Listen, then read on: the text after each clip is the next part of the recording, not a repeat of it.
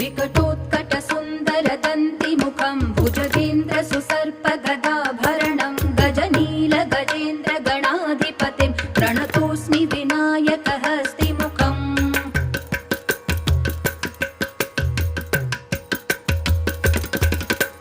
सुरसुरगणपति सुन्दरकेशं ऋषि गणपति यज्ञसमानं भव भव गणपति पद्मशरीरं जय जय गणपति दिव्य नमस्ते